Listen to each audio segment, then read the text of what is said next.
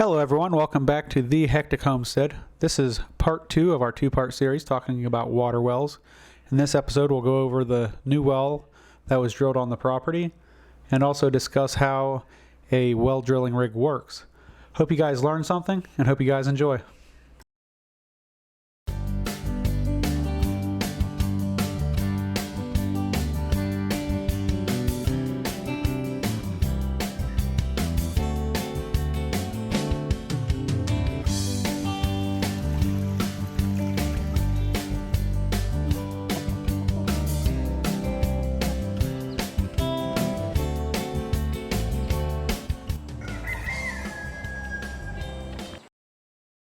So, when thinking of the best location for your well, there are a few things to consider.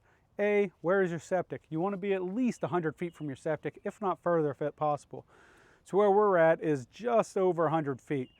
Also, you want to think of somewhere in the property that is going to be out of your way or in the future will not hinder any projects that you plan on doing. The first thing they have to do when they get on site is to make sure their truck is leveled out.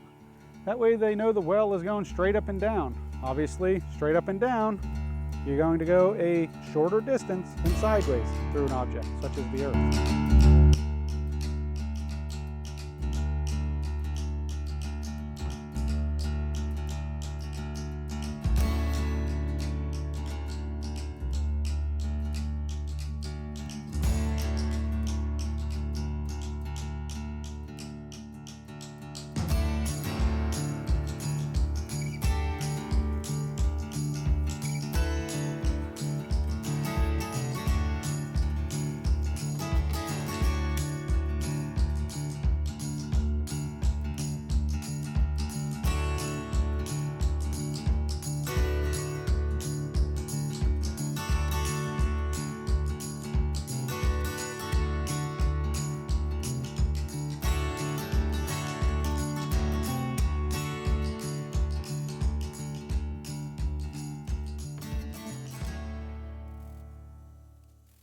So how this rig works is you have the tool head here. That slides up and down on the cable. As this tool head hits the bottom of the hole, it actually spins, twists back and forth a little bit. As it comes down, it twists one way. As it comes up, it comes the other way. Now the driller takes and dumps water into the casing off of his truck, 5-gallon bucket, so you don't need water on the property. But he dumps water down in there, and what that tool does is it's coming up and down and it's turning, is it's kind of sloshing that water around and eroding that hole. As it erodes that hole, the casing slides down in the hole. You can see here the hole is bigger than the casing. And the casing will slide down in that hole. When the bit does not erode enough material or create a big enough hole for that casing, he in turn has to take a block and hammer that casing down. Right here's a piece of that block. It's a big chunk of metal there.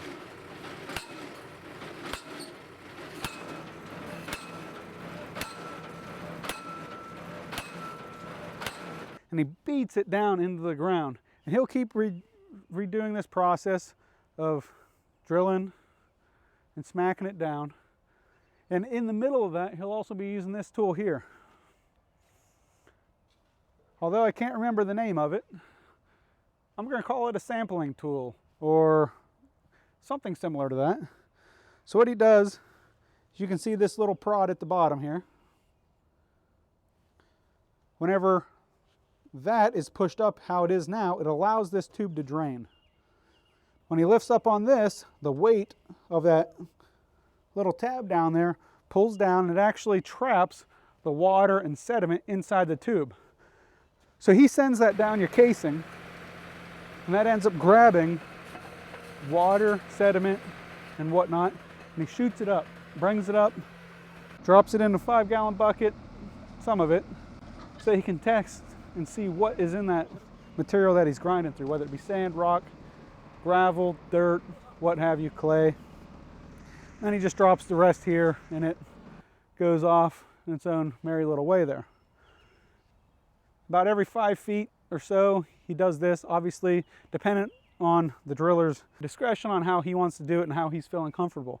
So they pull that, and mind you, every so often he's dumping more water in the hole to keep it sloshing. So it's just the constant pattern of the bit going down, sloshing that water, the casing either going down or not.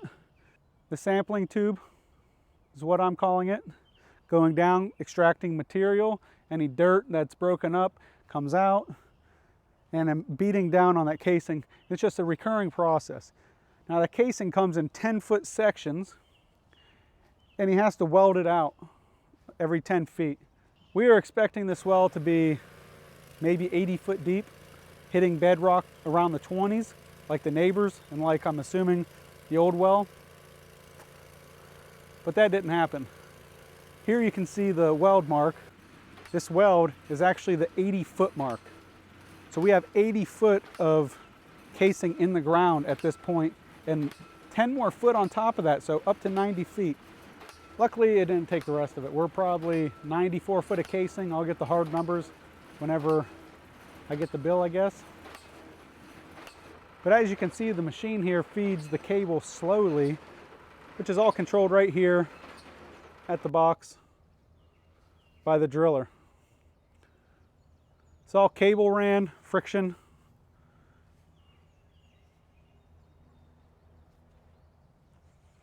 No hydraulics. So what this driller tells me he likes doing is drilling down, and you hit bedrock. What they'll do is they'll take a cone-shaped sleeve pretty much, and they'll jam that down there, and that actually seals off the casing to the bedrock. And then at that point, they're done with the casing. They can just keep drilling and drilling until they hit water, if they have not already hit water. Once they hit water, he likes to go a little extra deep just to give yourself a pocket underneath the bottom of your well for any sediment that falls in over time.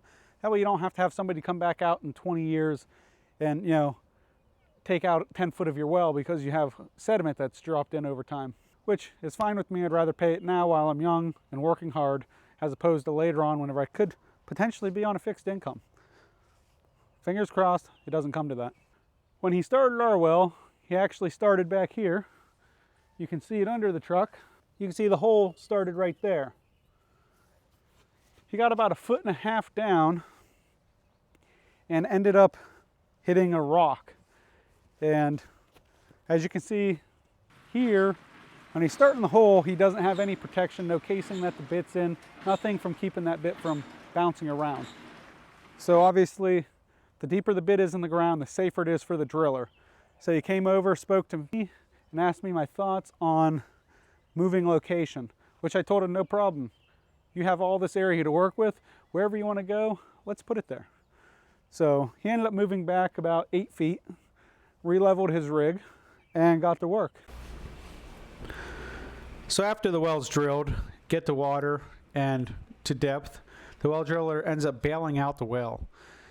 He was able to, on our well, pull the bailer out 2 times within 50 seconds, and we averaged what we're guessing about 40 gallons per time he pulls the bailer out. As you can see, it overflows as he's pulling the bailer. The bailer holds 15 gallons of water, and we had 5 5-gallon buckets around the well at one point in time, and they were overflowing. As you can see here, the water is entering the well just as quick as he can pull it out.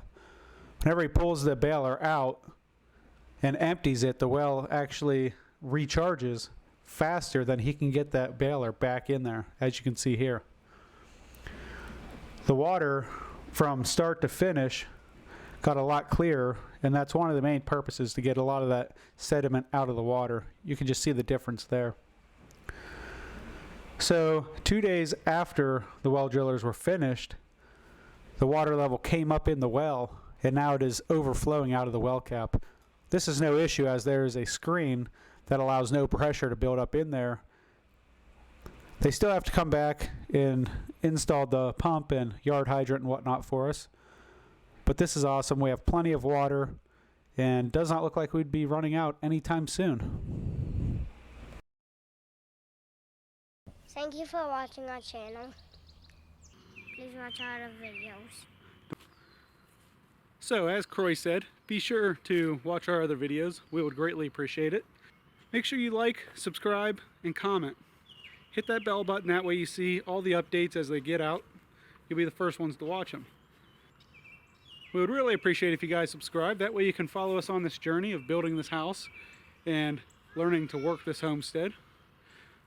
I'm getting called to go push on the swing. So until next time, we'll catch you guys later.